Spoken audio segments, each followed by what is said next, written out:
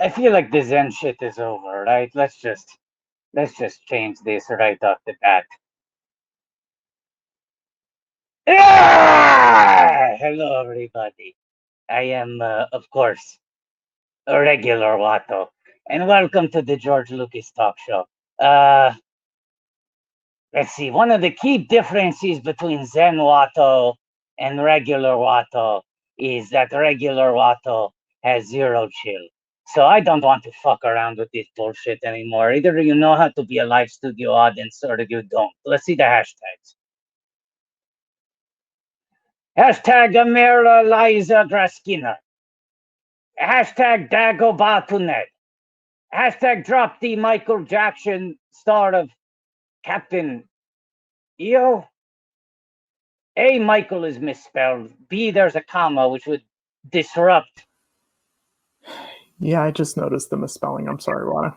And the comma, that then it negates the hashtag. Yeah, we like to have fun. What even is the joke? Drop the mic. Okay. Hashtag Amera Joel Graken Booster. Hashtag Binary Sunnyside Set. Hashtag Big Mouth Darklighter. Let's just start the fucking show, right?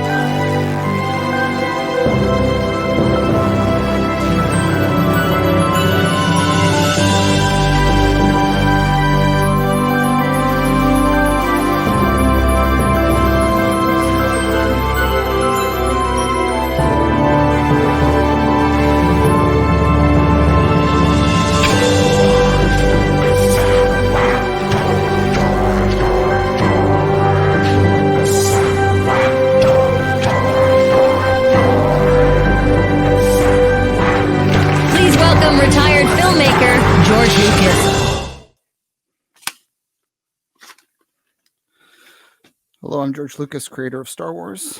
Watto, very nice to see you as always.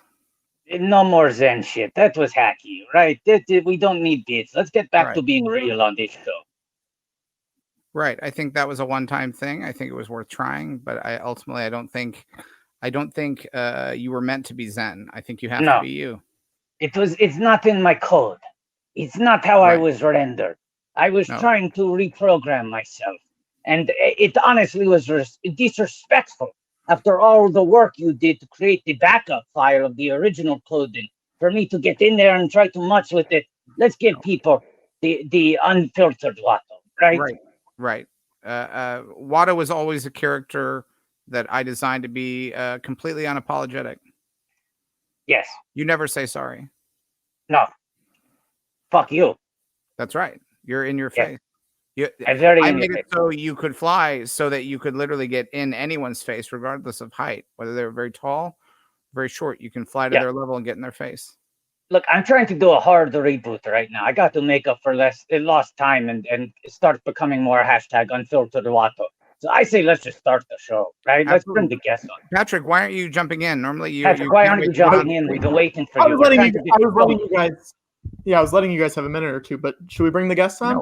No, that's not the kind of show we're doing Patrick, this week. This is a runaway train. It's a runaway train. We have no time to dilly-dally. We need to start the show, Patrick. Pace is everything. Who's that? Mickey Mouse? Who's that? Minnie Mouse? Because we're on a runaway train. Oh, no, wow. That's right. That's a reference to the theme park attraction, yes? Yes, let's just do our classic first segment in which the guests type into the private chat how they want to be introduced, because I, of course, am Watto, the flying space crew / announcer / sidekick on this show. So, guess you can type in any introduction you want, and I will read it verbatim. It could be funny, it could be serious, it could be whatever you want it to be. It's your choice, though. However you've always wanted to be introduced. Now it can be fake. It can be fake. Yeah. Come on. It can be silly. It can be serious. I'm saying they could say, please welcome the star of Ocean's 11. You know, like that kind of. It can be anything, but let's not encourage fake news. I think the environment out there is already hostile enough without you trying to stir the shit, Patrick. That's true. I'm sorry. You're not unfiltered. You're very filtered. Ladies and gentlemen, you know him as the star of Ocean's 11, and you know her as a comedian, head writer of Earth to Ned, and the world's most beautiful woman, Jorkin Booster and Eliza Skinner! Hey! Hi, guys. Hello. Yes. Welcome to the show. It's so nice of you to join us. Thank you for having us. I'm so happy to have you here. I'm going to go get the sandwich. I love the fact that immediately you have contrasting visuals. Eliza, where you're at looks very very lovely and warm, and you're very cozy. Yes. Joel, and you appear to be. I have no sense of how deep that room is. I'm floating through space. Yeah. Joel has found his light, though. Can you guys like lean up against each other though? It feels like you guys belong to be just because. Yeah, there we go. Oh, look at that. Right. And is there a roof above you, Joel, or is that literally, are those stars in the sky? It genuinely looks like you could be in an open. Oh, it does, doesn't it? Yeah. No, there's a roof. Can you see it now? That's a nice roof. Yeah, it's a good roof. Yeah, thank you. Yeah. I didn't notice until Zoom. It's really the silver lining of being on Zoom all day. Is that I finally get to see my roof. Eliza, we gotta ask. Let's see that roof. Well, it's a ceiling. We're seeing the ceiling. Right? I mean, you're not gonna love it. I've been helping my boyfriend redecorate, and there's some things that we haven't gotten to. Okay. So looks great. That's fantastic. It's the same as the walls. Yeah, but with some lights kind of strung around it. Mm-hmm. You have round lights, and you also have a square fixture in the middle. Yeah, that's part. The square fixtures just stay in there. I like the round lights, though. I like the round lights on the wood paneling. It's like a lesbian wedding. Yeah, a lot of things here are. It's kind of what I'm living in right now, which is very romantic. Yeah. Is there a functional window behind the shades, or are those just shades hung on to a wooden wall for decoration? Yeah, that's my thing as a decorator. I like hanging random shades. No, yeah, there's a window out into the backyard where you can see the haunted horse stable. Wow. That sounds like it could be the subtitle of an Indiana Jones movie. Oh, Indiana I don't. Jones in the haunted horse stable. I mean, don't you kind of have to run that past Steven Spielberg? I mean, I would, and then I know they'd fight me on it. That would be one of those. That would be like a good 5 to 7 years, so it's not worth it. Yes, keep it for Fern Gully. It's a little. I don't know. That seems a little bit below Indiana Jones's pay grade, like a haunted horse stable. It feels like a Nancy Drew sort of That's vibe. true. Maybe a young Indiana Jones novel. Young Indiana like Jones. boy Indiana Jones. Yeah, and it could be and maybe it's it could be that it's a famous horse, like who's that famous horse? Seabiscuit, Secretariat. That's the one. Yeah, Black Beauty. Grandma's lunchtime basket. Bojack. That's definitely a horse's name. Yeah. Could be Bojack. Joel, on when you want to set it. Joel, what's your ideal Indiana Jones movie title? Because it seems like you got thoughts. Indiana Jones and a big time a big time. My stomach hurts. Okay. And so that's affecting the way I think of titles. Yeah. I would approve that. Are you okay? Indiana Jones and my stomach hurts. I would approve that in a second. I'd say, let's do it. You know, I think there's no story that's beneath. He once solved the mystery of the blues. Really? Yeah. And Harrison was in that one. Harrison caused a mild avalanche by blowing a saxophone that he found. George, do you find it difficult to interview other people on your show when you are so fascinating? Like all of this No. Indiana Jones info? Absolutely not, because I can always use my experiences as a window, as a portal into other people's experiences. For instance, you and I have both worked with Disney and with Henson. Yeah, and Lucas. Right. Yeah, as a head writer for Earth to Ned on Disney Plus. That's right. And we had an episode where Ned learned about Star Wars. I saw it. Yes, BB-8 was on it, and you had Billy. Yes, I did a scene with BB-8 because I was puppeteering the roaster toaster. You are the roaster toaster. I am the roaster toaster. Thank you. That's a great and thanks. And while the Lucas people were on set, I took advantage of the opportunity to pitch an idea to them, which they liked. Are they going to make it?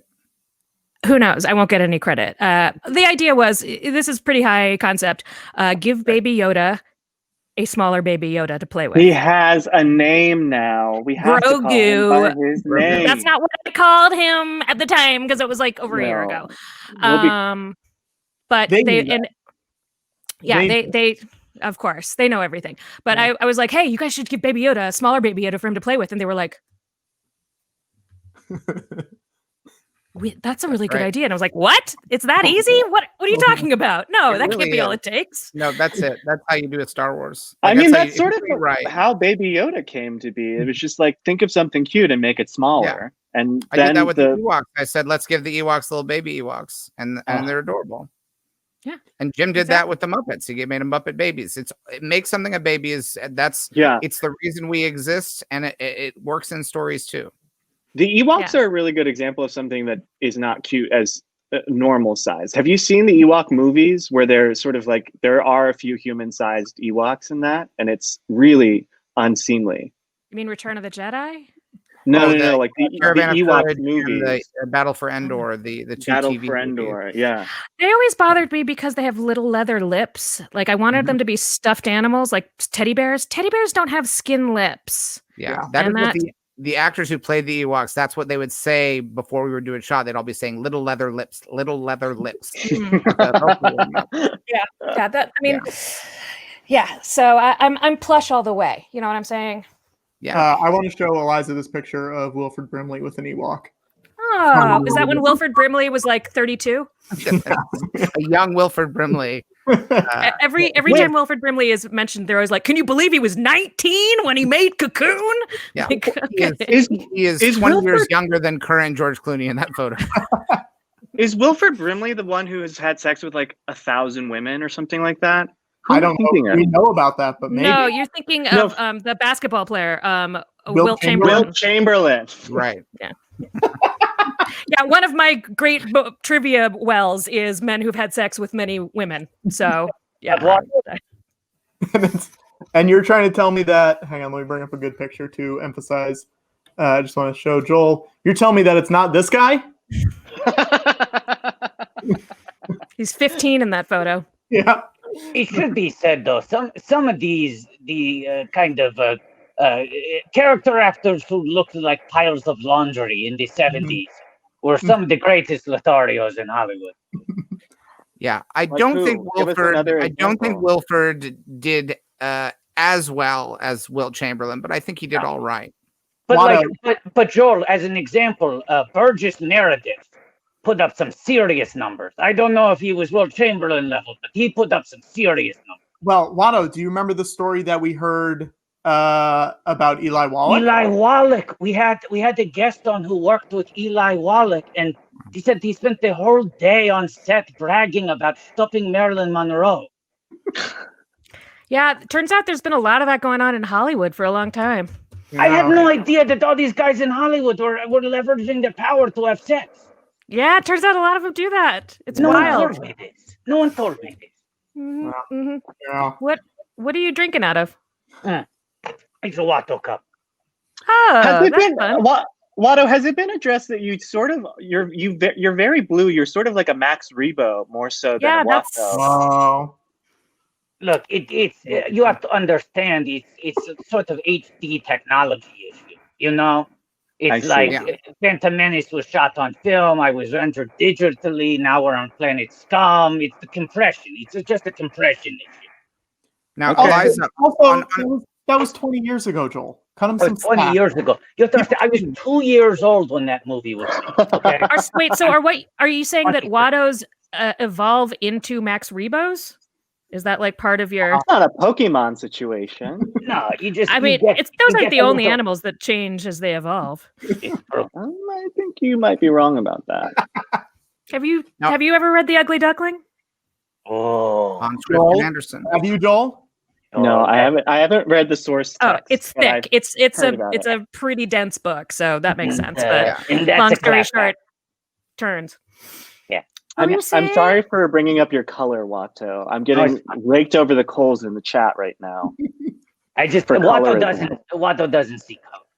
Is the thing, just because that was a rendering issue, they didn't have the technology to install that, didn't they? Right. Now, Eliza, Blue lives matter. I'm big on that one. We'll talk about that later. Now, you were a writer on Earth and and also a co-producer, co-executive producer. Co-executive producer. Yep. And to my eye, it looks like it's a mix of practical and digital. Am I seeing that correctly? I mean, it's almost all practical. There's a few things. There's a few digital touches here and there. Yeah, little things like some lightning bolts and beams when people are beamed in and out, that kind of stuff. And the face on the screen. No, that was I mean, she was puppeteered on set on the screen. Mm-hmm. There was a puppeteer behind that screen, using the same sort of aperture like thingy that you would use for any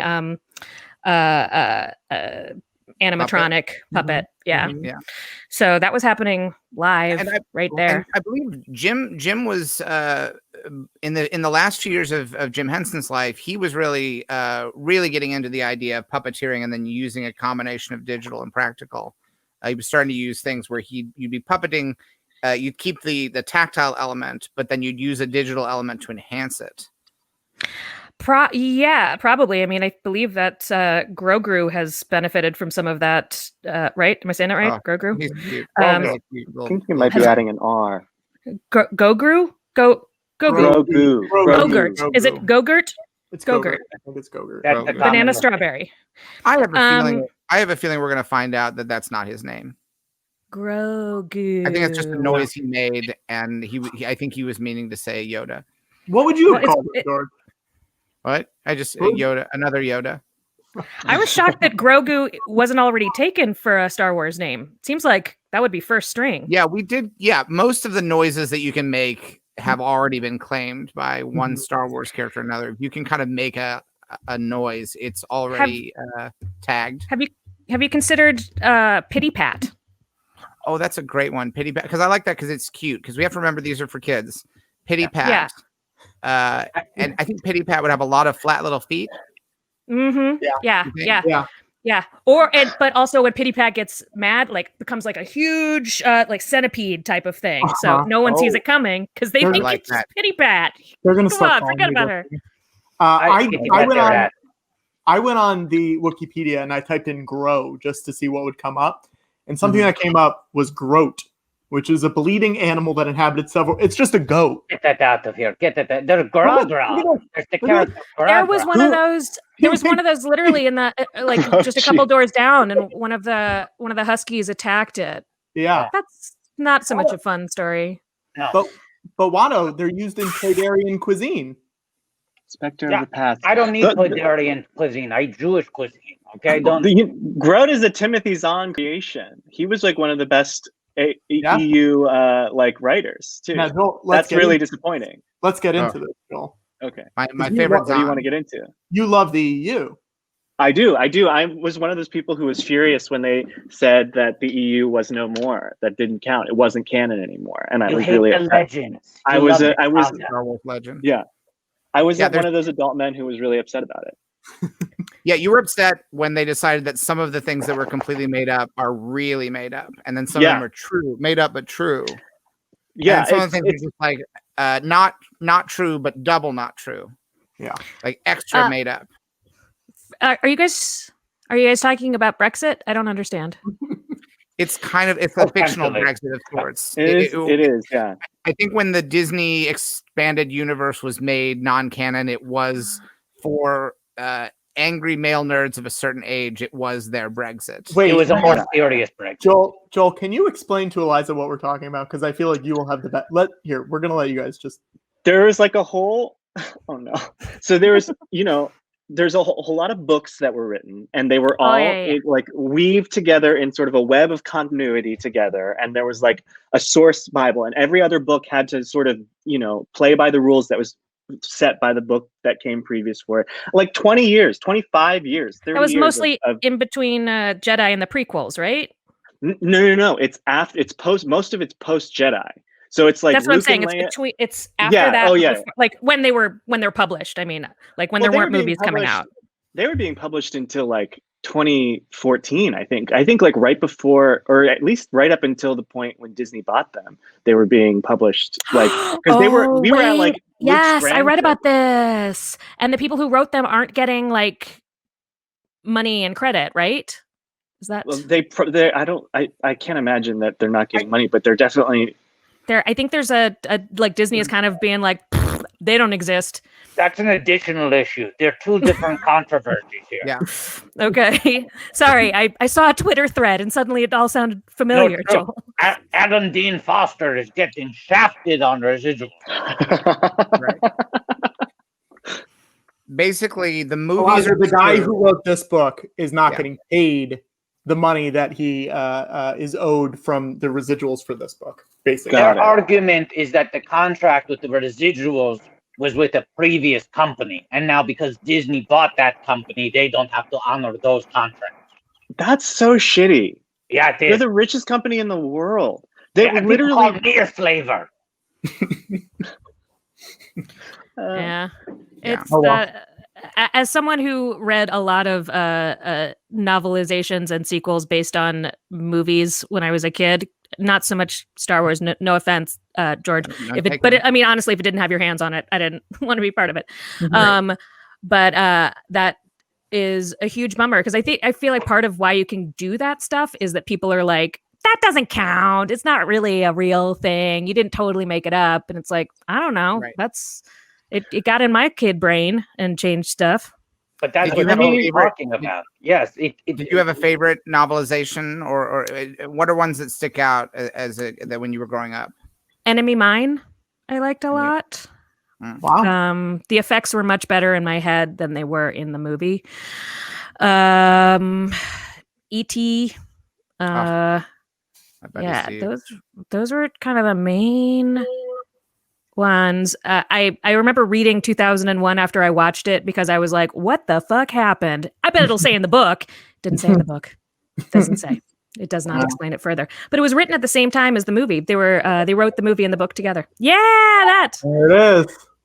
Look at that. Yeah, I just remember hanging out in the sci-fi section of the books of the used bookstore being like, oh my God, I could buy these movies for 50 cents. I mean, I have to read them. It takes longer, but what a great way to take in Terminator. And there'd be deleted scenes sort of included in because usually they'd have to describe things in different ways. Things that would be accomplished in a glance in a movie required, sometimes a half a page of description. So you get little extra details. Yeah, and stuff that got, as you said, deleted. I would guess the octopus, for instance, in Goonies. You're gonna get that scene. Do you remember because I know Steve had shot a scene with Harrison and E.T. as the principal after the frog incident in the movie, and then he goes to the principal's office. He gets in trouble. He gets in trouble, and Harrison makes some very unexpected acting choices in the scene. It's not a. He shoots him. Yeah, that's right. He shoots him. Wow. Okay. But at least he doesn't on YouTube. I wonder if that was in the book. I don't remember, but if he didn't drug him and come on to him, then he did better than he did in Working Girl, right? 80s movies, they don't hold up. We love them, but we don't. I wore that working. We had so many. My neighbor died, and we were gifted a lot of his VHSs that he recorded movies off of TV, and Working Girl was one of them. And boy, did I wear that motherfucker out at the age of 9, learning things I shouldn't have learned. I love it. We watched it again the other day because my boyfriend hasn't seen like any movies, so it's great. You're like, I came up with this, and they're like, whoa, you know all these things. Like everybody else knows these, but every music cue is a different version of the same Carly Simon theme. The New Jerusalem, Let the River Run. Like they'll do like a choral version, and then they'll do like a funky version, and they'll do like it's a pretty fun little musical touch for any of the music nerds out there, right? That's what you guys come here for, right? Weird music nerds. They come here. They do. And novelization talk. Those are the two things that everyone comes to watch this show. Joel, have you ever read a book of a movie that you liked? Were you into novelizations at all?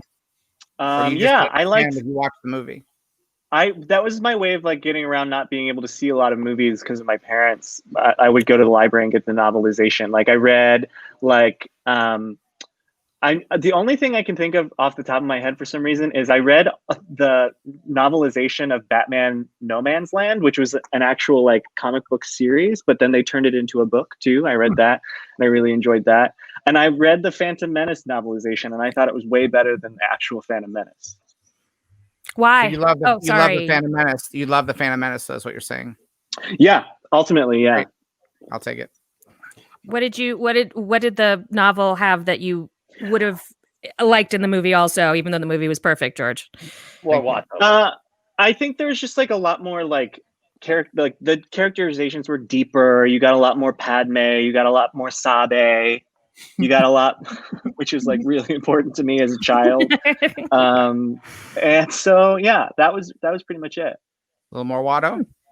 No more Watto. There was definitely more Sabe. And also a little more Watto. No. Same exact amount of Watto. If you read between the lines, you have to look between the lines. There's a little more Watto in it. So basically, your criticism of Phantom Menace was you would have liked it if it had been longer and I'd added more of what it Sabe. is. More Sabe. Yeah. Sabe, George, you remember Sabe is the Keira Knightley character from Phantom Menace. Yeah. Do you have a ranking of the royal handmaidens? Do you have like a Sabe, Rabe? Yeah, no, it definitely goes. I mean, Sabe number 1. Yeah, he does the work. Marat number 2, Pity Pat number 3, and then Amidala herself, I guess, if we're counting her in the royal. And that's there's just the 4, right? Well, but no, I mean you shut out Sofia Coppola, but I think we'll take, it's true. Do you remember which one she was, Watto? Was it Irate? Looking it up. I think she's Irate. Which is fun. Yeah. Yeah, we named after how irritated people were by her in Godfather Part 3. Yeah. But she pretty much just stays in the hotel room for the whole Phantom Menace, right? Yeah. She's not in a lot. She spends a lot of time drinking with Chancellor Valorum, and they develop a weird relationship, and you're not sure if it's sexual, and it ends up largely being mutual appreciation. Yeah. Just sort of a connection, non-specific. Yeah. You're making a Lost in Translation reference, Watto, for humorous purposes. I was making it, and Watto was backing me up. Yeah, please show some respect. When I saw that movie, my one criticism of that movie was that you couldn't hear what he said to her, what Bill Murray says to her at the end of the movie. Yeah. And I don't know if it was just I wasn't seeing it in a THX cinema. But maybe it was an issue with the sound. If you saw it in a 4D theater or a 4K theater, they shake your seat and your seat whispers, "I did a deuce" in his voice, so you know that's what he said. Oh, I should have seen it. My mistake to ever have not seen a film in 4DX, which is the only way to see any movie. Yeah. Especially if you like being sort of hissed on the back of your neck.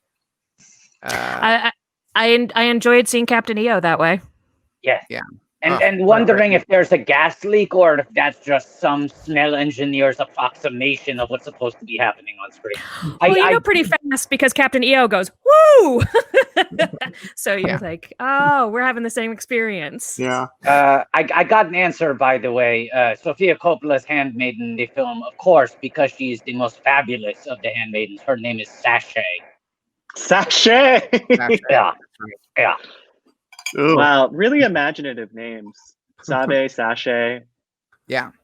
Well, it's easy because you start typing one and you just change a few letters. Yeah. Add an accent mark here or there. Eliza, were you a fan of Captain EO? Yeah. When I was a kid, I desperately wanted to see it. I was like obsessed with Disney World, and I really wanted to see it. And then they took it away before I got grown up enough to afford to take myself to Disney. Then I finally saw it at Disneyland, and then Michael Jackson's a bad man, and so they took it all away. Right. Oh my God, I loved Captain EO. I just had to look up what it was, but I just had a flood of memories after seeing the pictures from it. From the Angelica Houston surprise at the end? Was that Yeah. What a scary movie. Yeah, people are pointing out in the chat, Captain EO is one of the most expensive movies ever made per minute. Oh, really? Great. Yeah, I mean, he got all of his favorite people together, all his favorite filmmakers. It was, who was it? Francis directed it. Francis directed it. You produced it. Was Frank Oz in there doing puppetry? Somebody. Doug Benson was in there, wasn't he? Yeah, Doug Benson's an extra in Captain EO. Real. Really? For real? Yeah. For real. Yeah. George, you also wrote it. Yeah. I'm reading the Wikipedia page. I've never seen it, but you also wrote it. That's really good for you. James Corner. 17 minutes, Patrick. Why don't you have time to watch Captain EO? What else are you fucking doing? 17 minutes. Patrick's too busy watching 5-hour supercuts of Letterman. 17 minutes, budget $23.7 million. Oh my God. But it's 3D. We're really throwing it all out there. There's music, there's action, there's all kinds of special effects that are perfect looking, and there's puppets that fart and are lazy. All the things you want from puppets. Yeah. You know what? It has nothing to do with this movie, but it reminds me of the same era of Return to Oz, in that it's scary. It scared me as a kid. Scary 80s movies. It's funny you mention that. George has been getting very into new forms of social media recently. You want to show everyone, George? Yeah, I'm on TikTok. The George Lucas Talk Show is on TikTok. And because I was involved in Return to Oz, my buddy Walter Murch, who did all the sound stuff for THX, and was a great guy.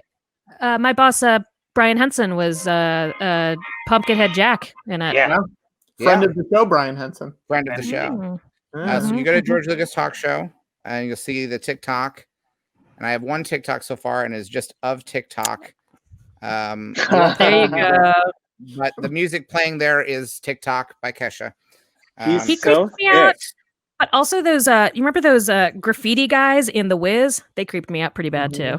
Yeah. The best scene, I think, in Return to Oz is when she has to go down. There's that hallway of heads that the queen has, and she, one of them wakes up. And then they all wake up and start screaming, and then the queen's body gets up and is like stumbling to get one of the heads on so she can chase after Dorothy. Really, truly, it's on Disney Plus. If you want to terrify a child, this is the movie to show them. It is Kubrick level terror with the Disney stamp of approval. Do you guys remember that NBC show Oz that was on a couple years ago? That was like modern day. And Dorothy was a cop. They made Dorothy a fucking police officer. Wait, was it set inside a men's prison? Is it that Oz? It was Emerald City, is what it was called. Emerald City. Yeah, that's what it's called. Oswald Correctional Facility, and then was this? City is an experimental unit within Oz. This was Vincent D'Onofrio is the wizard.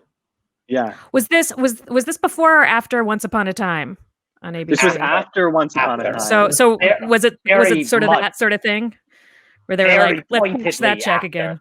Yes. Yeah. Dorothy in this version accidentally shoots the Wicked Witch of the West or East, and that's how she kills her. Yeah. Is with her service weapon. This is set in 21st century America. Yes. Yeah. Yeah, makes sense. Wow. And I wish I were making that up. No protests, but was there? I hate to ask this. Was there a racial element to this also? The Wicked Witch of the East is black in that film. Or in that show. So and Dorothy's still a little white girl. Oh no! Optics, I believe they may have made Dorothy Latino. I don't know. I believe she is. Okay. Yeah. All right. Well, it's sort of a lateral. Let me ask, because you are the expert on this. I have not watched Emerald City. I watched every episode. Is there a lollipop guild that is some sort of like a unionized candy or like a city council thing? They're like a committee. Yeah. Tell me they found a way to add the jitterbug back in this version. I know it was cut out. No, but they did. They did take a lot of stuff from like the other not Wizard of Oz books, like Ozma and stuff like that. There's like a really not well written, shocking trans storyline in it that is like actually sort of from the book, but it's really I recommend you watch it. Track it down and watch it. From the Wizard of Oz or one of the other Oz books? One of the other Oz books. I'm not a big Ozian person. Oh, I went through a phase as a kid. There are so many of them. Yeah, those are the Munchkins in excuse me, Joel. Those are the Munjakins. Munjakins, yeah. MUNJA''KINS. Yeah. They were really going for a sort of Game of Thrones. This was like peak Game of Thrones writ. Yeah. This show was supposed to begin filming in 2014. It got canceled before they started production. And then in 2015, NBC said, never mind, we're going to do it. And then they started it up with executive producer Sean Cassidy from the Hardy Boys in the 70s. And then really? Yeah. And then it aired in Sean Cassidy. Who I believe David Cassidy's brother, Sean Cassidy? Who is a producer now on New Amsterdam. Oh. Look at that. Good for him. New Amsterdam Stay in the game, Cassidy. New Amsterdam is the show where the premise is that one of the doctors is dying. I don't know. Am I getting that wrong? There's too many. Isn't that every doctor show? There's one where the doctor is like, I'm dying. That doesn't seem like must not be a very good doctor then, huh? Yeah. My doctor dies, not a good doctor. Right. I think you're getting it wrong, George. I think New Amsterdam is the one where the guy is like, I don't follow the rules. I do medicine my way. By dying. Yeah. He's a rebel. Where as long as they save the patient, that's what really counts, even if they have to break some rules. You have to separate the art from the art. And don't they stay? I think in the beginning episode, there's something about it all being free too. Like that's a big part of it. He's like we're going to be good and do things right and not kill people. And people right, and like, they make them. The doctor makes them all rip up their textbooks and stand on their desks, right? Yeah. Yes. Right. Yes. That's the opening doctor, my doctor. Yeah. That's it. And then I don't know. Apparently, he dies then, according to George. Yeah. Wow. I think that doctor is dying. What is he dying of that can keep him at work? But I think he's dying of cancer. I don't know if this is true, George. I think you're making it up. I think nothing to support this, George. Hold on. New Amsterdam, isn't it the one where he's dying? I'm the one who's dying. George, have you made any TV shows? Yeah, I made Young Indiana Jones Chronicles. I made Droids. I made Ewoks. I made one show called Star Wars Detours. But I mean, anything original, not based on other IP. What do you mean? Well, if it's my IP, then does that count? Yeah. No, yeah. I'm saying, like, if all of these shows can get made, George, what are you doing? Eliza, I produced Maniac Mansion. Maniac Mansion. Like I'm sorry, George. I have to butt in here. I feel like they're asking around the source gun, the trauma point. Okay. What's that? A water You're show? saying You look around. I mean, in a way. Okay. You're saying you look around, you look peak TV streaming landscape. Why isn't George getting a piece of this, right? Yeah. And the two of you, Eliza, JKB, you come from the comedy world. You're going, George should get his hands in it. He's so funny.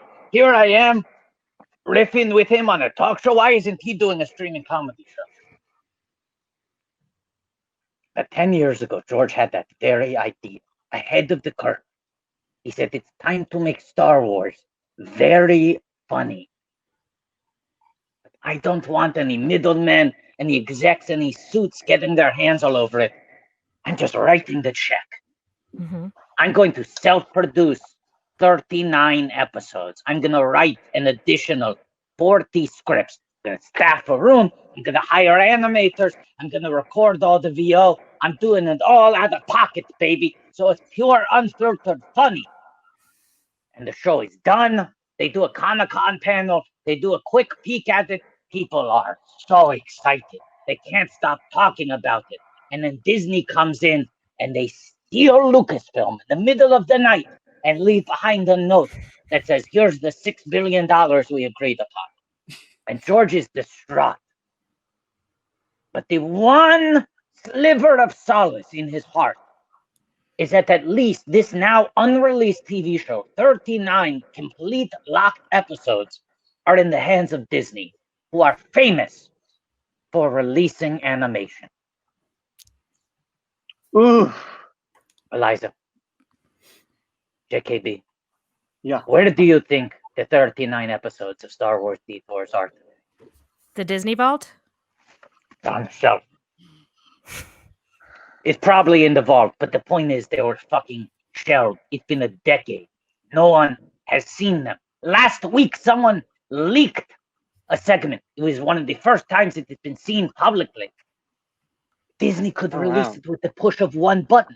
Eliza, you have a show on Disney Plus. Mm-hmm. Joel, you had Sunnyside. They shifted that over online.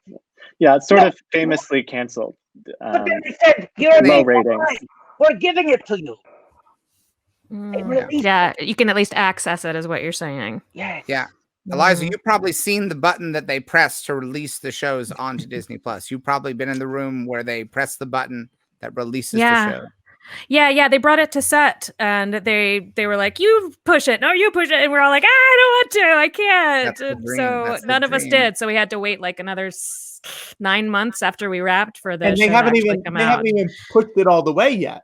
No, yeah, it only pushed it halfway because we did shoot more than were released. No.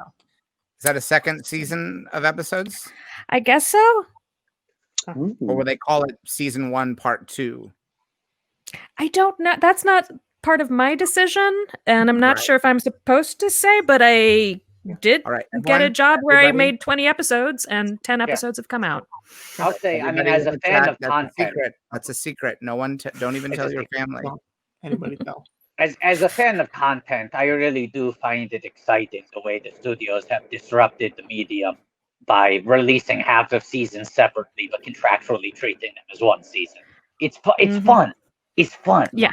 It's a good way. Yeah. Well, and especially who's that? That's Andrew. We gotta wave. We gotta wave to him. We gotta wave to Andrew. Okay. Andrew, come back, Andrew. We have no choice but to wave. Andrew, they want to wave at you. We wave a king. Oh, they want to wave at you.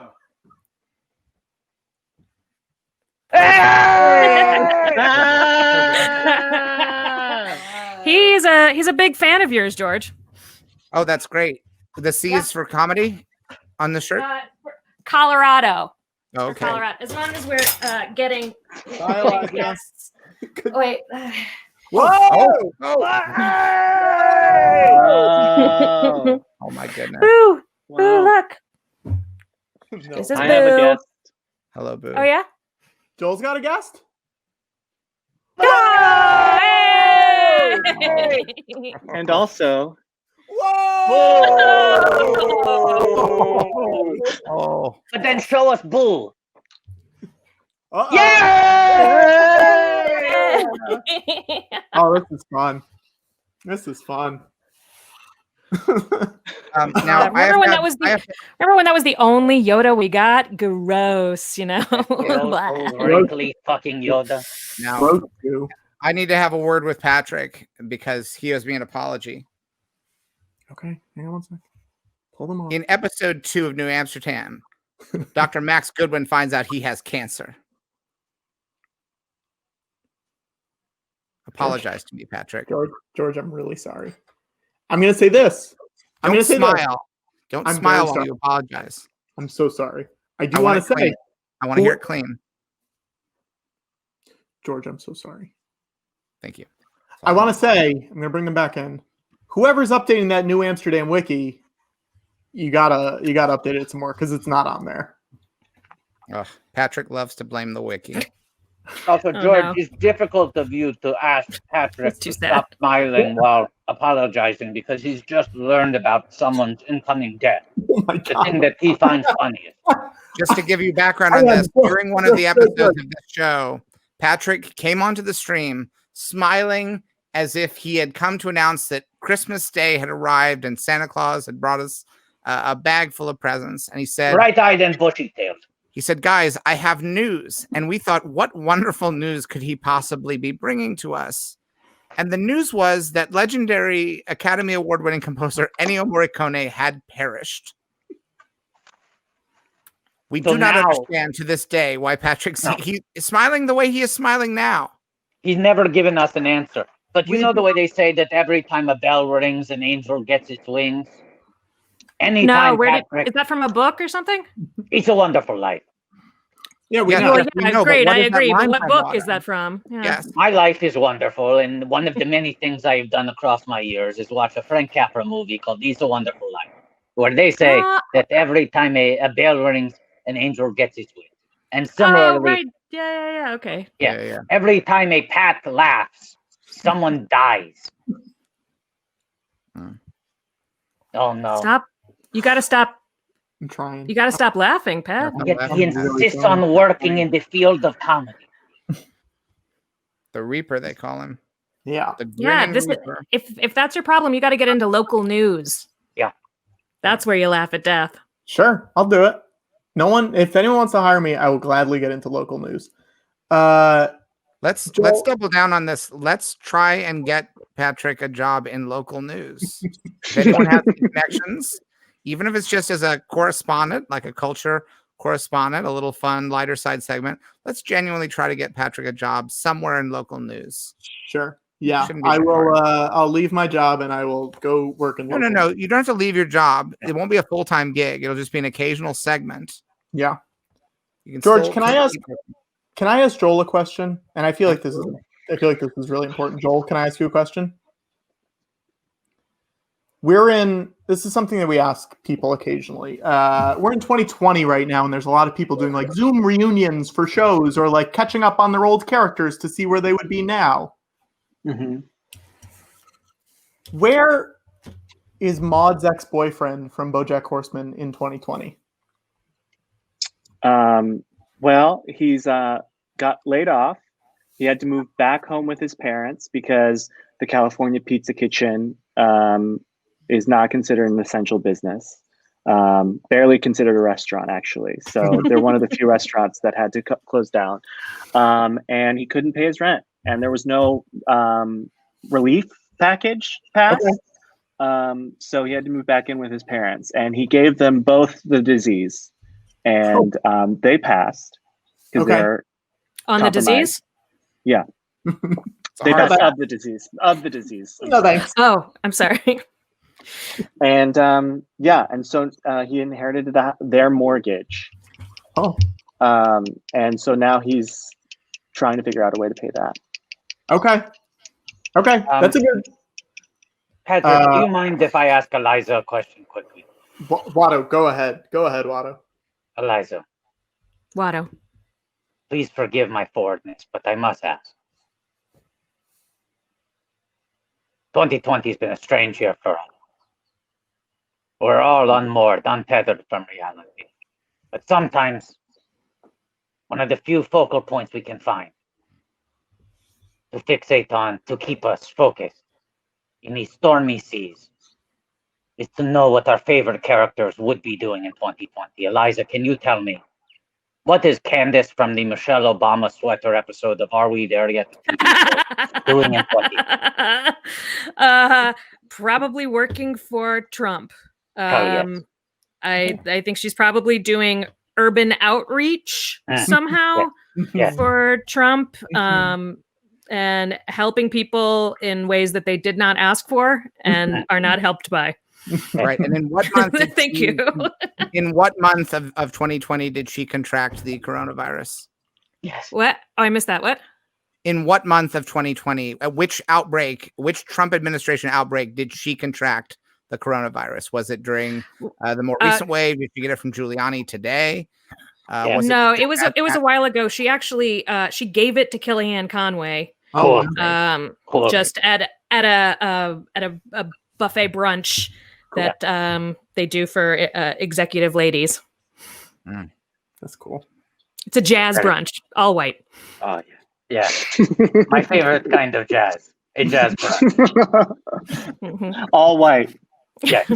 I'm sorry, I left off the most important detail. Yes, an all white jazz brunch. Yeah, exactly. Yep. That was it. Eliza, you've released an album during the pandemic.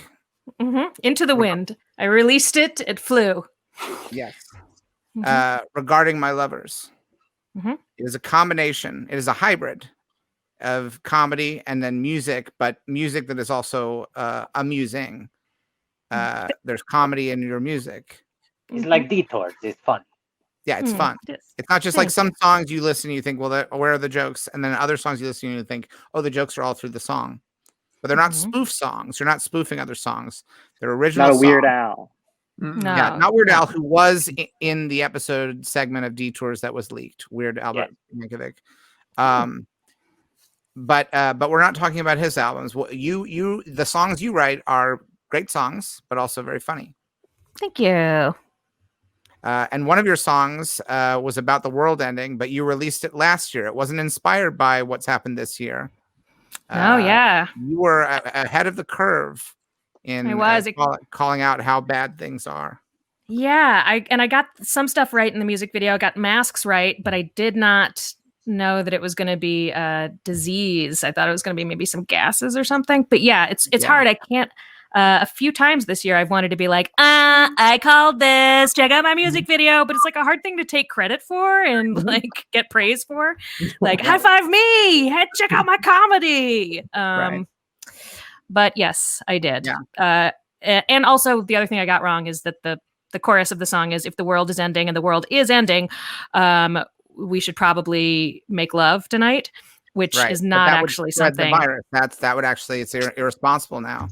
Yeah. Well, I called the return of fascism in the Star Wars prequels, but that's also another thing that's hard to brag about. Yeah. But it's a really it is I know it's available digitally. Yes, and hard copy, but just on CD. Right. I didn't get the vinyl printed. No, because I was like, that's for me. That's for me. Or for an anniversary year. Yeah. When I'm very popular or dead, we can re-release it. Yeah, right. On vinyl. Don't you at some point want to get a copy that has the proper like sleeve that has don't you want to have that feeling even if it's just for you? Sure. Yeah. I mean, I want the whole what is it? Gatefold? That guy? Yeah. The me with the tiger. Right. Yeah. But it's hard to. I don't know. I just didn't want to. It felt silly to spend the money. Also, I was very convinced that the world was in fact ending, and I was like, "Why do I need this? Let me cash these checks soon." Right? And not save. But you did release it on CD, a format that lasts forever. Well, I did have to have some way to get it to my parents. Yeah. Digital. Yeah. Digital. They don't know how to do that. They don't know how to do that. No, but CDs are digital. They're digital and physical, like Grogu. Not the way my parents play it. They just put it on the turntable. Right. With the needle on top. See what happens. Joel, have you ever predicted anything in your comedy? No. I just make people laugh. Okay? I'm not here to be right. I'm here to make people laugh. George, can I talk to Joel? See, for this a is what I second? was avoiding.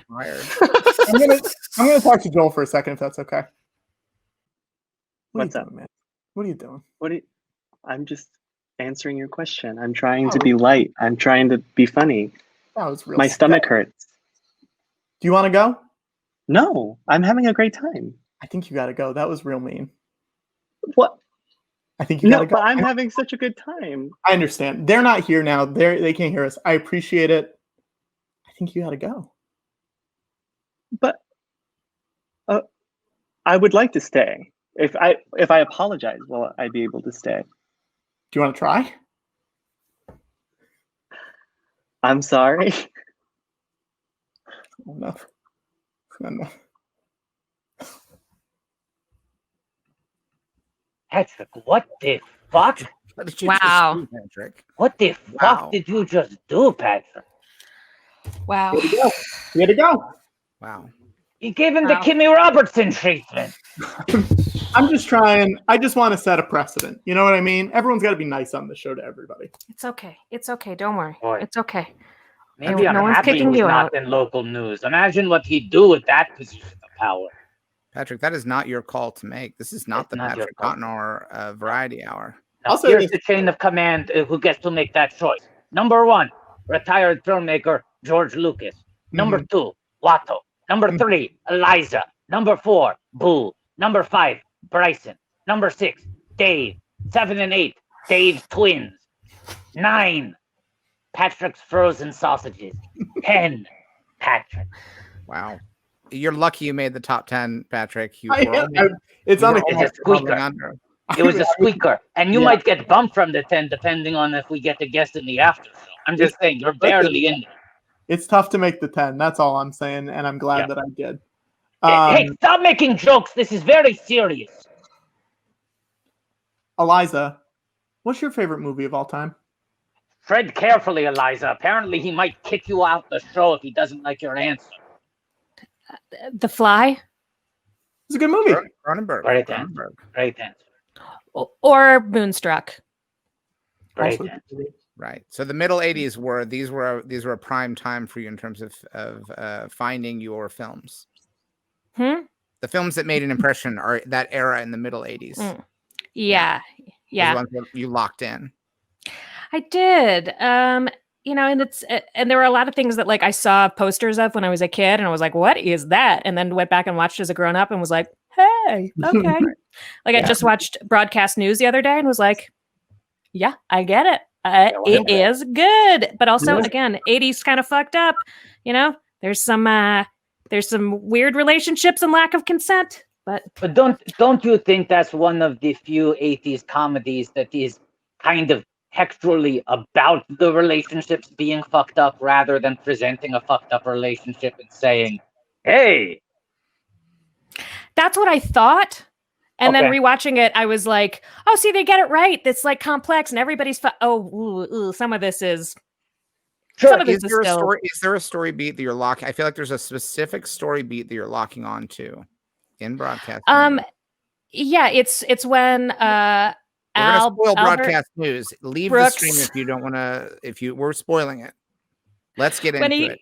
When he kisses Holly Hunter, and it's like it's not a big deal, but then it is like like any movie. If that movie was made now, they would get to have feelings about it, and they didn't have feelings about it. And I think pretty much just that. And he was such a jerk to her. But I guess you're right. I mean, it leads him to not be very successful. And yeah, it's a good movie. It's a good movie. It's a good movie. But yeah. You know what doesn't hold up? Soap dish. Yikes. Yep. Someone should wash that movie's mouth out with soap. Hey, and then put it back. Put out when you're done. You put it back right there on the sink.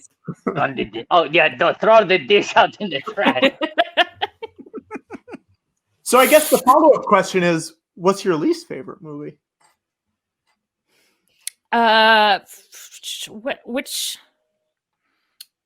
What's the one that comes after Phantom Menace? Attack of the Clones. Okay, so not that. Least favorite movie. Gosh, I don't know. I feel like there's so many movies that have been like, oh, what a piece of shit. That's garbage. Yeah. Is there a movie that's not just a movie that's not for you, but like a movie that you've had a visceral, like, I never want to see that movie again? One that really struck a chord. I do, but I now know, but I think that it's going to make people dislike me because there are a lot of people who do like this movie. But Joker. Joker. Yeah. I was like, this is just not a good movie. It's parts of a lot of other good movies, but and when I said that online, of course, people were like, "What? Are you offended? Are you offended? Did it fuck with you?" And I'm like, "No, I just paid for it and wish I hadn't. That's all." Right. Did you like when he danced on the stairway? The music cue for it made me laugh out loud with like, "Are you serious?" Right. So most of the movie, I was like, "Are you serious?" I mean, they're clowns that work in a clown depot where they clock in. Were you wondering why they were so serious? You were sort of asking that of the movie. Why so serious? I was sort of saying why. Yeah. It wasn't so much, are you serious? It was more, I guess you're right, in hindsight. Why? Mm-hmm. Why so serious? Why so serious? Patrick, can you make me big screen for one moment? Of course, Watto. Full big screen? Yes. Okay. The movie Joker fucking sucked. It's a dumb movie for dumb people who want to feel like it's really smart. Bad. Made by dumb people doing an impression of smart people. I feel like, okay, you know what? Another movie that does not hold up and I feel like has the same tone as that? Pump Up the Volume. Have you guys seen Pump Up the Volume as adults? Yes. And I will say, I mean, I just turned 23, so I don't know if that counts. I was rendered in 1997. But okay. I do feel like Pump Up the Volume could be seen as a Joker prequel. Like that character very well could become a Joker. Joker.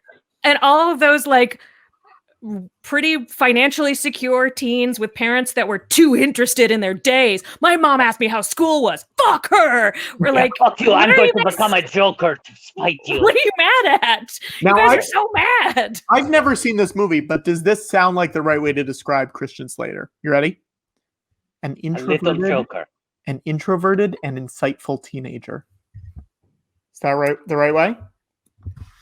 I think it starts that way, but then his persona as Happy Harry Hard-On kind of takes over, and he starts buying his own bullshit. Sure. I think he's also more opinionated than insightful. I don't watch that movie and go, wow. I go, okay, yeah, I get it. He's like a little Ben Shapiro. Yeah. Like, come on, what's your problem? Everybody calm down. I'm sorry, Boo is sleeping. Bad movies put him to sleep. Now, Eliza, do you feel, because I can't help but look at a film like Joker wasn't a film that you responded to in a positive way, but I look at a film and I see the potential for like, is this the whole story or is there a saga? Is this just part of it? Do you think it would make any difference if they were to complete the trilogy and follow up Joker with Smoker and then Midnight Toker? Yes. Then you go back and you have a prequel quadrilogy, a 4-film cycle. You have Picker, followed by Grinner, then Lover, and then the final film to close out the saga and sort of like bridge the gap between the two trilogies, Sinner. I say rather than do that, just sell it to Netflix as a space cowboy, like short series. That's its own. Each episode. Yes. You do Space Cowboy. You do Maurice. You do Sultan of Love. Yes. Mm-hmm. Yeah. Right. So those 3 series are interconnected. Those are like maybe that is like the Netflix Marvel series, right? Yeah. And that's its own little pocket universe. And then there's the cinematic universe George described. Smoker Toker. Yeah. This guy, he plays his music in the sun. This is the twist. This is the angle. There's so many details. They've written it all out there right for you. Yeah. Eliza, what was your favorite puppet on Earth to Ned? I love Earth to Ned, and I want to talk about Earth to Ned. Thank you. So good. Again. Oh, my the headphones are dying. Hold on. I gotta.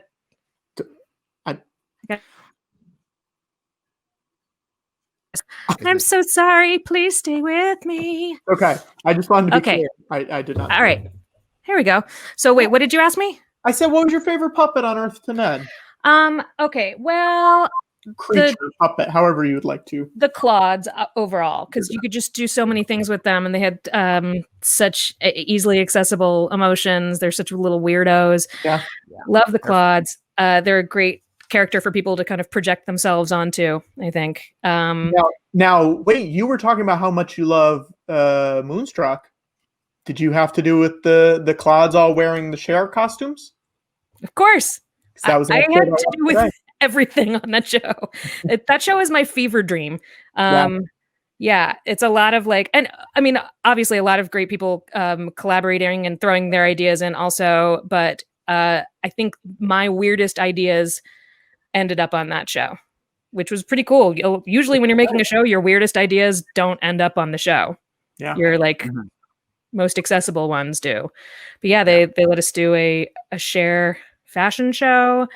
There's some really banana stuff in the episodes coming up. They let me do a musical episode where I wrote a song for one of the guests to sing about being asked a question on a talk show. It was real fun. It's great. It's really fun. And I think that's the finale on Disney Plus right now. So, yeah. Eliza, did you find any sort of learning curve to writing for puppets? Like, was there anything where you didn't realize, oh, I should be writing more to this once you saw them working or anything like that? Yeah, there was a lot. Like, first of all, especially with production, like there wouldn't be smoking on the show, but just as an example, if you had a character in a show who was smoking and you were like, we're going to shoot him in the window smoking. And then if I was the writer and ran in and was like, oh, actually he needs to be in the kitchen. Can we make him in the kitchen smoking? That you can't do that with puppets, because with puppets, you would have already had somebody like mold a cigarette. And you would have already had someone be a different hand, not the hand that's part of the puppet, because most puppets' hands can't touch their face. You would have had like people build stuff out around if it was so like you can't make these little changes in the same way that you can for a normal late night show. You're writing it that day, and then it's filming that night, so you can do things really fast. But with puppets, it takes a long time. Also, would it be equally difficult to rewrite the character to make them a midnight toker? Is that the same issue? If you said, I understand I can't move the smoking from one room to another. It depends on if the music is in the sun or not, mostly for that sort of thing. But there's also one interesting thing was that, as I said, I loved the Claudes, and at first we sort of wrote to exactly what the Claudes could do physically, which was mostly go up and down, open and close their mouths, side to side, open and close their eyes, and move their little tentacles. And then as we kept going, we were like, oh, hey, there's two Wattos now. He lost his ring. As we kept going, we were like, oh, well, we're not going to do that. We'll just write like the Claude looks pensive and yet hopeful. And Brian would be like, what are you doing? This is all the puppets can do. They can't look pensive and hopeful. And I was like, yeah, but they somehow managed to do it. Every time we put this stuff in the script, the puppeteers figure it out, and it works, because even though they're the most rudimentary puppets, they're, as I said, the easiest thing to project yourself onto. What's happening with my hair? It used to be good. No, it looks great. Great. Now, Eliza, you've worked on a number of different kinds of talk shows, because you worked on Corden. It's a very late show. The Late Show. That's as late. Too late. Yeah. Too late. Double the lateness. Fashion Police. Yes. Totally Biased. Which these are all very different tonally. Earth and Ed. Earth and Ed. And you're on the talk show. Are there kinds?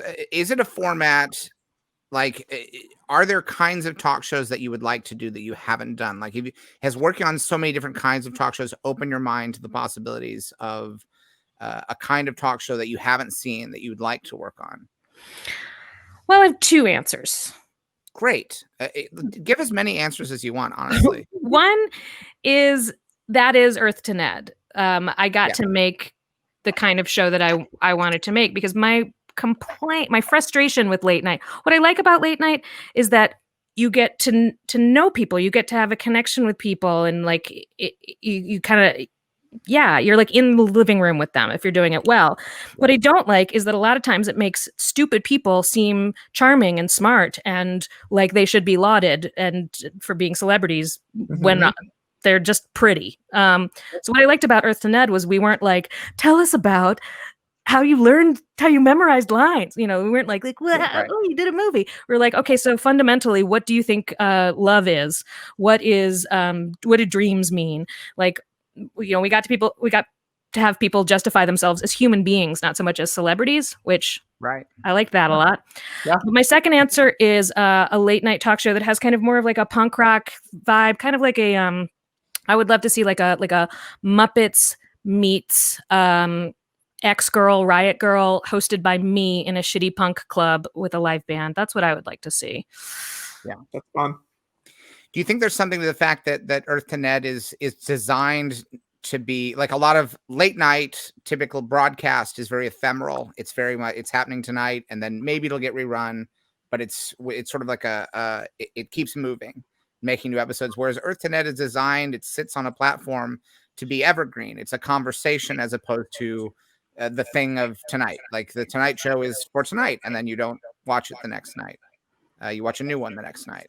Yeah. Do you think that helps in terms of making it have a lasting effect? I mean, it helped me. It definitely frustrated some of the people in wanting to make the show, because there's a lot of fun with that, and it's also a lot easier to book guests with that, because you can say, hey, your movie's coming out, you got to be on this show.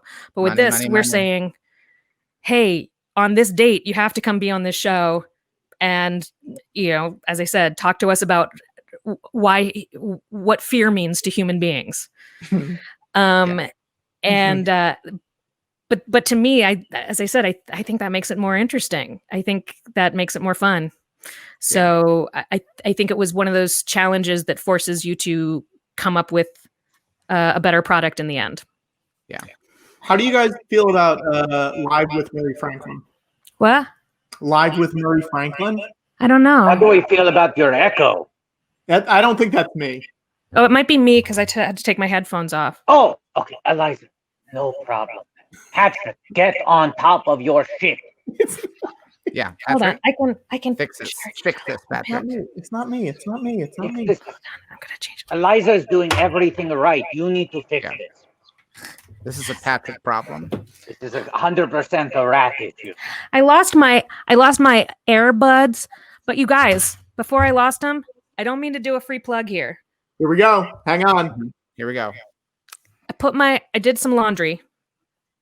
Put my jeans in the wash. Thought I checked the pockets. Hadn't. Dried them. Got them out of the dryer. What was in the pockets? Earbuds. Put them back in. Took them out. Popped them in. They work. Whoa! Wow. And clean. That's incredible. Patrick, they work clean. They work. Yeah. Very clean. Good comic. Would you mind Watto, you work blue, I work blue. I have a free plug I'd like to do as well. This won't be a blue plug, but you are right. I do generally work blue. Here's my free plug. It is a movie. I think it might be streaming on Disney Plus right now. It is about the boy who acquires a dog that used to work in the circus and thus is able to hit things with its nose. And he very quickly realizes that the dog can play basketball. And there is a big to-do in the town about whether or not there is anything in the rule book that says a dog can or cannot play basketball. And then when the dog becomes a local media sensation, the clown comes back and is like, hey, actually, I want that dog. And it ultimately becomes a test of love. Airbud. That's AirPods, right? God, see, this is why you're the head writer, because that's the better version of the joke. I should have said AirPods. I needed a quick pass before I went forward on the full screen. Wow. Wait, Wada, what are you eating tonight? We haven't discussed this. You left early on to go grab a sandwich. I ate the pastrami sandwich, and now I'm eating a cookie. Oh, okay. Black and white cookie. It's the best cookie. Yeah. I wouldn't know. I don't see color. Well, neither one of those are. Do you just see a cookie. Do you see shades, Watto? Like, do you notice that they're different? Yeah. Are you implying there's gray area in the world? Too busy throwing shade. I'm at Watto. Do you mean in a racial sense, or in a colorblind sense? No, I'm very racially motivated in a colorblind sense. I wasn't programmed to see color. Oh, okay. Yeah, fair. I mean, I only enslave white people. That's what I mean by being very racially motivated. I try to be a progressive slaver. Sure. Mm-hmm. I do want to show a piece of fan art that we got. Yeah, Watto famously loves slaves. Let me pull this up. I don't love them. I mean, it's just, it's my job. Here we go. Remember this from a while ago? Hey, somebody made the thing. Oh, Steve Dorfer made the thing. Titles on the Blu-ray, and you have it. Yeah.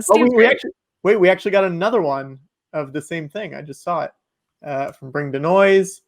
Whispers, it's okay that Watto is the same color as Max Rebo sometimes. And I wouldn't know. You wouldn't know.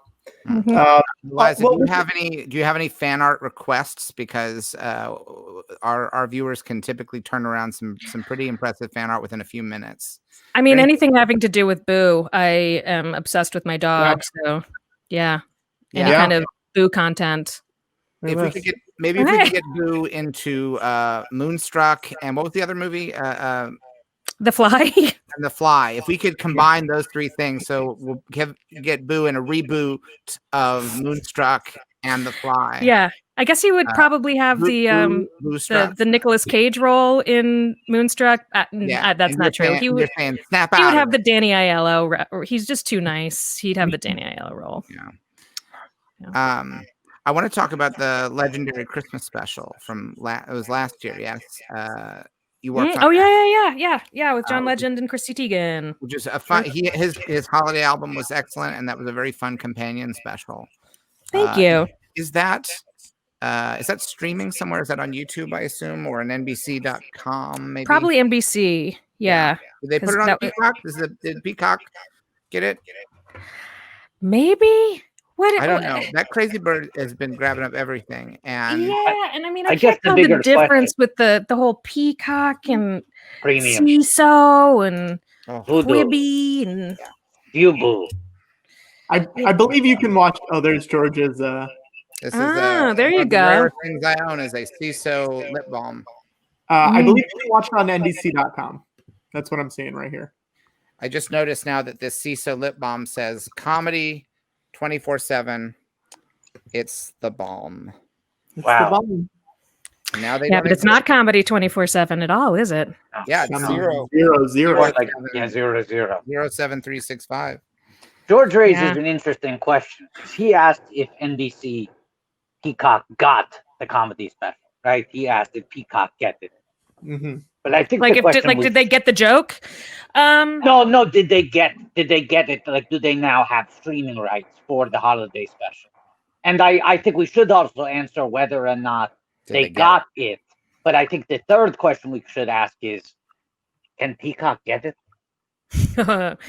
Yeah, a peacock. We think that Peacock can get it. Yeah, I like a peacock. You know what I'm saying? I wouldn't know. I don't see color. Yeah. Motto, you keep bringing this up tonight. It hasn't come up a lot before now, and I feel like you've said it a lot tonight. It doesn't affect my worldview at all. It's irrelevant. I don't understand why you're bringing it up. Yeah. Can I ask Watto a question? Absolutely. Hang on one sec. Your vest, is that? Yeah. Did someone make that for you? Where did you acquire such a cute vest? Thank you, Banana Republic. Oh, okay. Yeah, I shop in the boys department. Yeah, the sale rack, though, right? I mean, who shops at the front of Banana Republic? Come on. Yeah, and also, I'm not accepting that sale price. I find the sale price, and then you got the haggle a little bit. Yeah. Oh, I didn't know that you could do that there. Yeah. Yeah. When you're a Toydarian, you do whatever you want. Yeah. Yeah. Eliza, you've done so much. What do you want? What is the thing you want to do? Put it into the universe now. What in your career, what do you want to do that you haven't done yet? Everything. Unlimited power. Buy a house? No. I would like to. I'd like to have my own show. Mm-hmm. I think as I said, I pitched my late night talk show here and at some networks a few years ago, and I think that ship has probably sailed. But I'd love to make some more Earth to Ned, and I would love to make my own stuff. I don't really have any of the like, oh my gosh, I really want to be like a big deal person anymore, because like I've worked with enough of those people, and it makes you crazy. Like the more famous and more successful you are, the worse your brain and life is. I think. Are you talking about Ned right now? Huh? Are you talking about Ned? No, luckily Ned is 6 people at least, so it gets spread around, and they can handle the weight of that kind of celebrity. Yeah, I think you're right, though, Eliza, that most famous billionaires do not turn out as normal as George. George is the exception and not the rule. Well, but I think that's also because George hasn't like scrambled at every project he could do. You know, he's had his eyes set on very specific things on visions that he have had, which are sometimes amazing and sometimes completely half baked. Thank you. Yeah, but if I do a half bake, it's on purpose. It means that it's. I only wanted to bake it that much. Are there any that you would consider half baked, George? Like, which ones would you say were half baked? Well, I released the half-baked version of the original trilogy. Yeah. And they weren't done baking. I needed to bake those for 4 more decades. Yeah, you needed to get that Jabba the Hutt up on 2, if those are legs, whatever's. Yeah. Yeah. So like I'll eat some cookie dough. I'll release some cookie dough out in the world, and people like that. Now, that's the fan art I want. I want George Lucas will eat some cookie dough. I'll eat some cookie dough.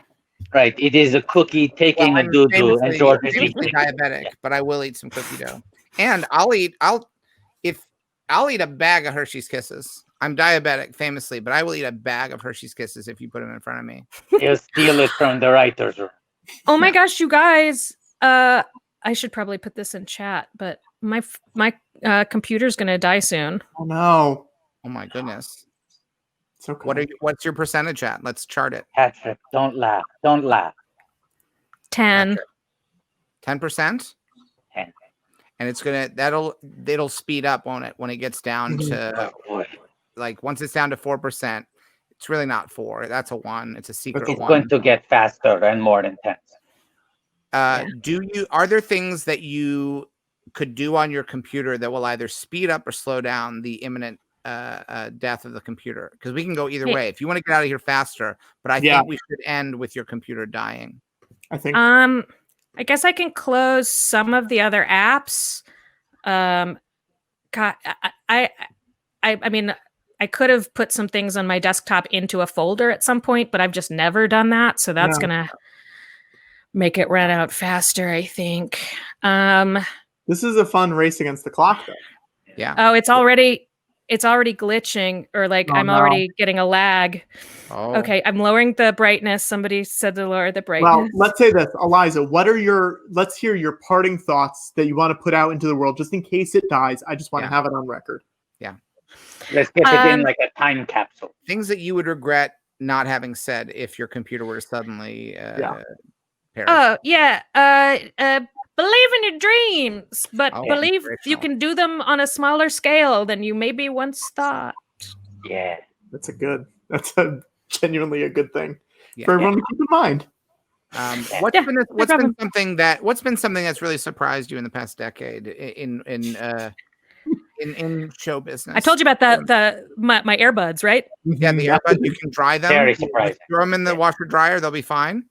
Yeah. That really surprised me. Pleasant surprise.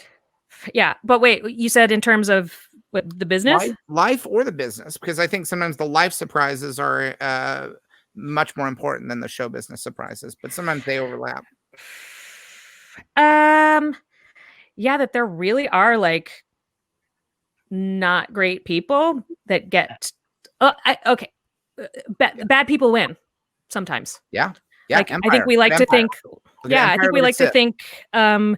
well, but in the end, like, no, in the end, sometimes the bad people win, but that doesn't mean that you lose. So I had to do a lot of like, all right, so yeah, that person is going to go on and have a great, like, be beloved by billions.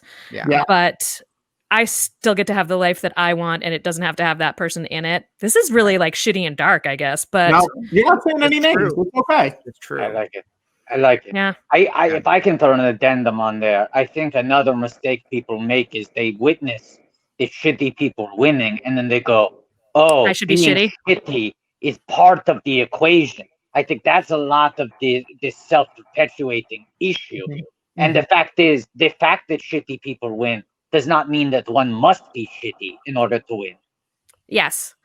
Yeah. And I think that, you know, you only have so much energy and so much time and so much life in you, and you have to divide it between you and between everything in your life. And if people don't have stuff that really enriches them and makes them good people, then yeah, they lose that on, they use it on garbage. Like I mean, you know, again, I've worked on all these shows with a lot of celebrities, and behind the scenes, there are people who have like a lot of, who are very invested in the celebrity culture. But at the end of the day, the people that you, even if that's your life, even if you're like a super famous person and you're going to like all the award shows and openings and fancy shit and swag bags, the people that you see every day are actually still your neighbors and the person who works in your office and all that stuff. And so if you actually don't care about those people more than all of the famous people, like, what the fuck is your life? Your life is what, once every 2 months when you get to go to one of those things? Right. Like, have a full life every day. Says me. To put it, I don't know. Is this therapy? No, this is good. I think people are really liking this. Look at this. Eliza, what percentage are you at, Eliza? 8. So we lost 2%, but I think it was a good use of that 2%. I think 8 is enough too. Yeah. Manhattan. And Eliza, will you be returning to Los Angeles when the pandemic is done, do you think? Because that's been your home for a while now. Yeah, it has been. And I think I will. You know, as I said, I mean, I had a lot more of these like, what is all of this these feelings before Earth to Nad, and really working on Earth to Nad was so amazing. And everybody who worked on it, like all of the thoughts that we all have as weird people growing up that make us want to get into entertainment and art. Usually most jobs in the like mainstream media, they're like, yuck, what are you talking about? Be normal. And this show, they were like, yeah, more of that. Come on, give it to me. And so like we had Burning Man people who were like, this is like, normally I use all of these skills to make shit for Burning Man, but here I'm going to use it to dress puppets. Like, you know what I'm saying? Like just weird skill sets it was so awesome to watch them all coming together. So stuff like that makes me want to go back to LA and make more things and with more people like that. But on the other hand, like being here is nice and there's more room, and my dog has made friends with these dogs here. So we'll see. Do you like museums, Eliza? Baby Buddha! Yeah, we got another one too. Buddha! Yes! Yeah! Boostruck! Boostruck! Yeah, Boostruck! Snap out of it! Very good. Wait, what did you say before? I asked if you liked museums. I love museums. If I'm opening up a museum, Eliza, I'm opening a museum in Los Angeles. Chicago didn't want it. San Francisco didn't want it, so it's landing in your hometown. Have you heard of it? The Museum of Narrative Art. No, but that sounds very interesting and right up your alley, George. I built building a machine. It's a big museum. It looks like a spaceship. Of course it does. And it's where, because I don't know if you have a storage locker. It always sucks to have to store stuff when you accumulate stuff, but me and my buddy Steve, we collect Norman Rockwell paintings, and we made a book. Me and my buddy Steve, we made a book all about Norman Rockwell, and sure. So we're gonna put up like we got everything. We've got Norman Rockwell paintings. We have concept art for just what the world is thirsting for right now. Like politically, people are like, we need more mid-century art chosen by older white men. Yeah. Well, although What it's it not needs. just, but Eliza, it's not just the Saturday Evening Post, Rockwell. It's also the stuff for Look Oh. magazine, the period where the Saturday Evening Post wouldn't let Norman Rockwell do his more politically conscious work. I don't know if you've seen the very provocative painting, the problem we all live with, which is the one with the little girl and she's going to school, and it's going to school. which recently I believe there have been tributes to that where they have the shadow of that and Kamala, and then people have been doing homages. So Norman Rockwell, he was for his time, for a guy who did a lot of stuff that was pretty folksy, white guy, 20th century, like Look at the Milkman and the Cop, that sort of stuff. He also did some stuff that was pretty revolutionary for the time, and it's all going to be in the museum. Don't put up that nice. Perfect. I thought you were going to put up that Norman Rockwell painting. It's very provocative. I don't think we should put it on the stream. There's got to be one with a bunch of little puppy AirPods too, right? When they're a soccer team. That was your Mandalorian note. Add a little puppy, little baby AirPods. That's what people want to see. Add those little extra babies, and you think you've added a baby? Add some more little babies, and you think you know what those little babies need? More little babies. Seriously, I mean, imagine it. Grogu goes to one of these little villages. Some little kid goes up and is like, "I made you this," and it's just like a little made out of sticks, Baby Yoda, and he's like, "Oh, we would love that. We would love that. We'd all shit our pants." I also got to say this from a merchandising angle. There's the episode where Grogu is eating all those little frog eggs, those unfertilized last end of the family line eggs. If you can't buy those eggs as gummies in the next 6, they are just throwing money out the window because everybody wants to eat the just big round gummy and frogs. Yeah, you get one big frog and a bunch of the little ones, and you get to put the big frog, and you're like, yeah. Eliza, I hate to do this. Eliza, I know one of the things that we promise our guests before they come in is that. Did we lose her? I don't know if we lost her, Patrick. Did we lose her, or did you kick her out? I did not kick her. I promise I did not kick her. Wow. I was going to say, wow. Look at this news story that came out. Yeah.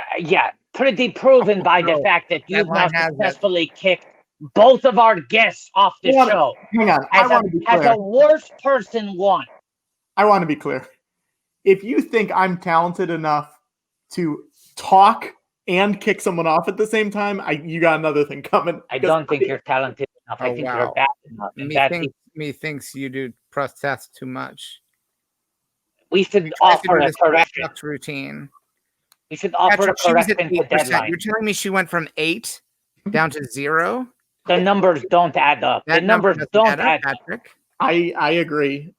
Let's issue a correction to deadline. Sometimes rat people win. Let's move on. Move on. Yeah, we gotta move on. You want to move on.org? I want to .org it. We got to .org it. What are we supposed to do now? You kicked both of our guests off the show. Well, I know, which means that the show is technically, for all intents and purposes. Do you think that Eliza is well and truly gone from the show? I do.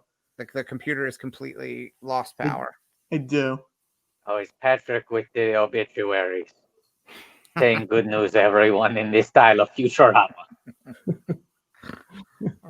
And Watto's got the Matt Groening style sandwich. Yeah, I mean, Jersey Dave says she is definitely not here anymore. Yeah. I see a boot mark where her account used to be that says Patrick's True. I didn't do it. Why did you bring me on? I didn't do it. I promise I didn't do it. You just kicked Dave off the show. Patrick. You kicked Dave, Eliza, and Joel Booster off the show. Kick trick guests no more. Kick trick guests no more. Patrick, do not move from the stream right now. All right. Oh, what's happening? Bryson! He didn't even get the chance to utter a single word. Show us. Do you have shoes on, or do you have bare feet or socks on? I have socks on. Let's see. Both of them. Toasty. Now let's see a shot of the floor to see whether or not there's any boots around. Because you might have done a little boot scoot. I think you might be a little boot scoot baby driving us crazy. You think I'm trying to start, George? You think I'm trying to start a boot scoot baby riot? and you're driving us crazy? I too think that you're a boot scoot baby driving us crazy. You guys think I'm trying to start a boot scoot riot? Yes. Patrick, I think there are boots and you have disposed of them cleverly. That's why you're smiling, holding your little thumb and forefinger up on your face. This is how long it takes me to get a pair of boots. He's laughing because he killed the boots. That was the sound of him throwing boots in the garbage. I know. There's those boots. Look at those boots. Those boots are made for kicking. And that's just what they'll do. One of these days, you'll kick 4 consecutive guests off this baby. I'm not a boot scoot baby. He is a boot scooting baby. I'm not. Unbelievable. Can we move on? The show's done, guys. I don't know. Can we? Can we? I think so. I'm sitting here holding my tushy, afraid I'm going to get kicked at any moment. So your feeling is that the proper show has finished. Mm-hmm. So you're kicking the main show off the street. And Patrick? Yeah, George. Thanks.